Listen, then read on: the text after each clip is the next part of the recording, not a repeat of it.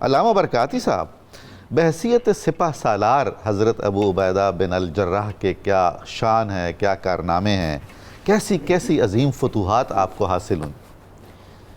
یہ وہ ایک عظیم منصب ہے سپہ سالار ہونا، اور خصوصاً ان صحابہ کا جو خود اپنی اپنی جگہ پر ایک مکمل فوج کا درجہ رکھتے ہیں، ان سب کا سپہ سالار بن جانا یقیناً یہ ایک وہ عظیم شرف ہے جو کار دارد ہے، اور یہ بغیر اللہ کی خاص عنایت کے ہو ہی نہیں سکتا۔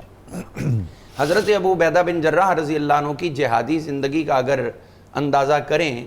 تو جہاد تو یہاں سے ہی شروع ہو گیا جب آپ نے حبشہ کی طرف ہجرت شروع، بالکل قبول اسلام ہی سے ہو گیا جہاد شروع۔ اچھا، اس کے بعد جب دوسری ہجرت کی تو پھر حضور صلی اللہ تعالیٰ علیہ وسلم کے سامنے اس طرح حاضر رہے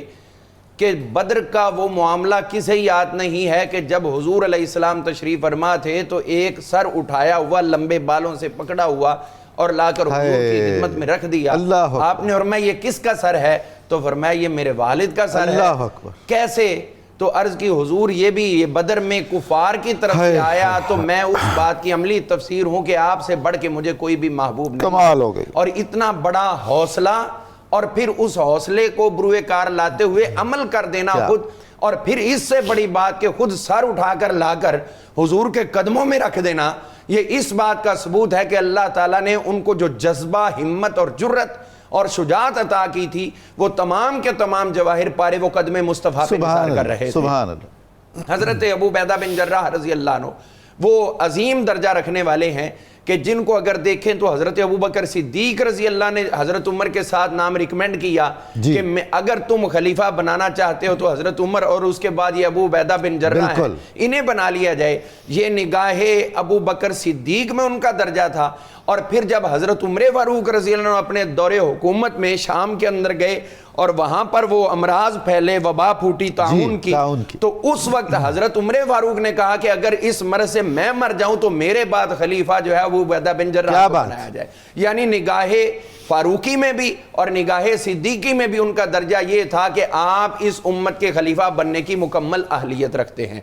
جب جہاد کی بات آتی ہے تو جن کے ماتحتی میں حضرت خالد بن ولید جیسے لوگ چلتے رہے ہوں، عبد الرحمن بن ابی بکر جیسے لوگ، شرحبیل بن حسنہ جیسے لوگ، یہ اتنے عظیم عظیم سالاران جن کے ماتحتی میں وقت گزارتے رہے اور انہوں نے حق ادا کیا کہ اگر میں تمہارا سالار ہوں تو ایسے ہی نہیں ہوں، ہم جہاں جہاں بھی موجود ہوتے ہیں۔ ابھی جو آپ نے نظم پڑھی ہے اس کی تائید میں اسی ضمن میں ایک واقعہ عرض کرنا چاہوں گا، اور وہ یہ ہے کہ جب آپ فتوح الشام کے اندر تشریف فرما تھے، ایک موقع وہ آیا کہ آپ رات کا ٹائم ہے، اٹھے اور جتنا لشکر موجود تھا اس سب کو پکارنے لگے، النفیر النفیر، لشکریوں نکلو نکلو نکلو۔ سارے ایمرجنسی کال پہ آگے، حیران ہو گئے کہ آدھی رات کو کیا مسئلہ پڑ گیا کہ حضرت ابو عبیدہ بن جراح رضی اللہ نے لوگوں کو پکارنا شروع کر دیا۔ جب سب لوگ آ گئے تو آپ نے فرمایا سنو، میں سویا ہوا تھا، میرے خواب میں حضور تشریف لے آئے، اللہ اکبر، اور آپ نے مجھے فرمایا یا ابن الجراح،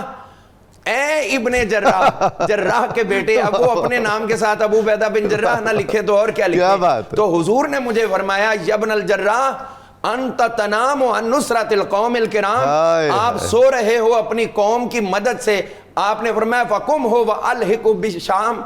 والحق بخالد بن الولید عن القوم اللئام، اٹھو اور جاؤ جا کر خالد بن ولید کی مدد کرو کہ اس کو دشمنوں نے گھیر لیا ہے۔ حضرت خالد بن ولید ایک دستے کے ساتھ لڑنے گئے، وہاں ہزاروں فوجی تھے، انہوں نے رات کو پکڑ لیا اور ان لوگوں کو قیدی بنا لیا۔ اب حضور صلی اللہ علیہ وسلم نے خواب میں آ کر ان کو حکم دیا اور آپ نے رات کو ہی ایمرجنسی کال پہ سفر شروع کیا۔ اور یہ وہ جنگ ہے جس میں حضرت خالد بن ولید کی زوجہ محترمہ ام تمیم جو تھی وہ ٹوپی لے کر جا رہی تھی جلدی تاکہ حضرت خالد بن ولید تک پہنچائی جائے۔ یعنی ادھر تبرک مصطفیٰ جا رہا ہے اور ادھر حضرت ابو عبیدہ بن جراح بشارت مصطفیٰ بن کے جا رہے ہیں۔ تو آپ کا یہ سٹیٹس تھا۔ فلسطین فتح کیا، مسجد اقصیٰ کے اندر پہلی نماز پڑھنے والے وہ حضرت ابو عبیدہ بن جراح تھے، اور یہ آپ ہی تھے حضرت سیدنا ابو عبیدہ بن جراح رضی اللہ عنہ جنہوں نے حمص، نصرین، بصرہ اور شام کے کتنے بڑے بڑے علاقے فتح کیے۔ جنگ یرموک کا صحرا آپ کے سر پہ رہا،